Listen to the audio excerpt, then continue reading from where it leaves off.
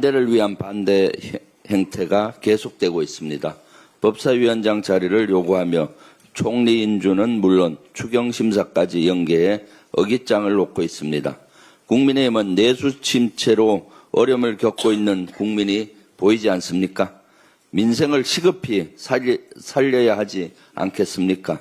인수위 없이 출범한 새 정부가 하루빨리 국정에 매진할 수 있도록 내각 인선에 협조해야 하지 않겠습니까? 도대체 법사위원장 자리가 무슨 관련이 있다고 그 자리를 볼모로 국정 발목 잡기를 하는 겁니까?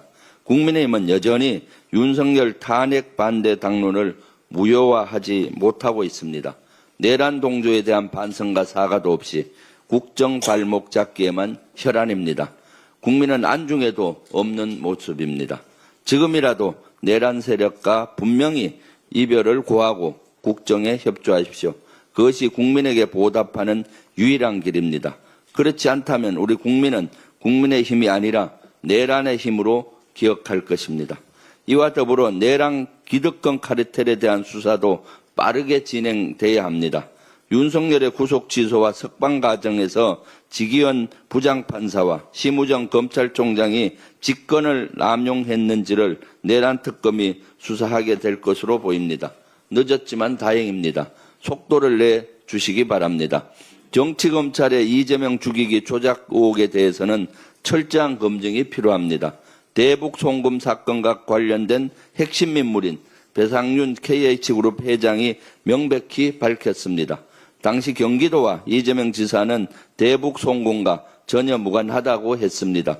정치검찰의 조작 기소는 아닌지 철저한 수사가 필요합니다. 민주당은 관련 TF 차원에서 고발 여부를 검토할 것입니다. 당당히 조사에 응하겠다던 윤석열 측이 특검이 통보한 출석 시간을 일방적으로 미뤘습니다.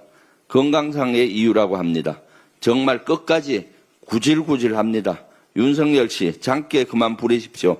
반바지 입고 거리를 활보한 것처럼 당당하게 제 시간에 출석하십시오. 윤석열 측은 또 비공개 출석까지 요구했습니다. 서울고검 지하주차장으로 들어오게 해달라는 겁니다. 너무나 뻔뻔합니다. 무슨 초대라도 받고 행사장에 가는 겁니까? 어이가 없어서 말이 안 나옵니다.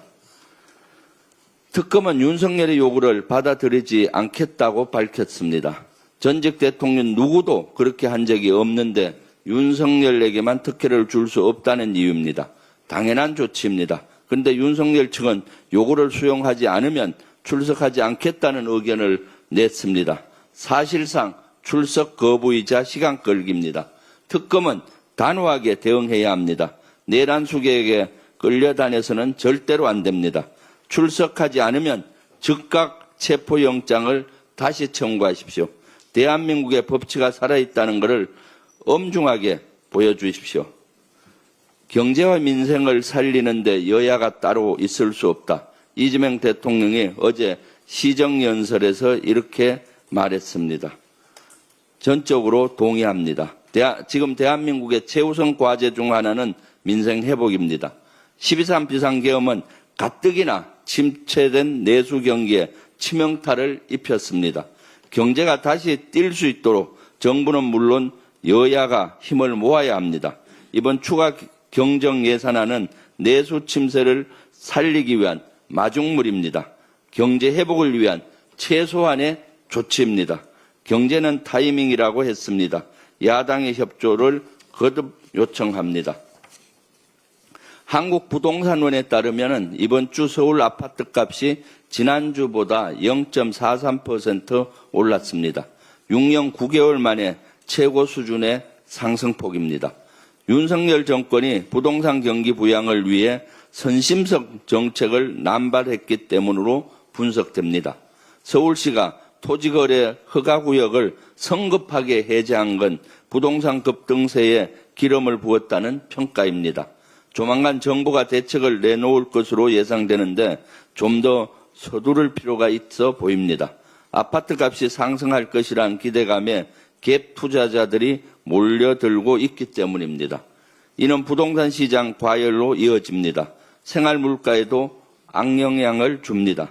아파트값 상승이 계속되면 오피스텔과 빌라 가격도 뜁니다.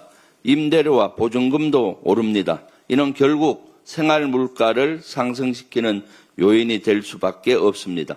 민생을 살리기 위한 이재명 정부의 노력이 수포로 돌아가지 않도록 금융당국과 국토부는 물론 민주당도 머리를 맞대겠습니다. 이상입니다. 다음으로 이현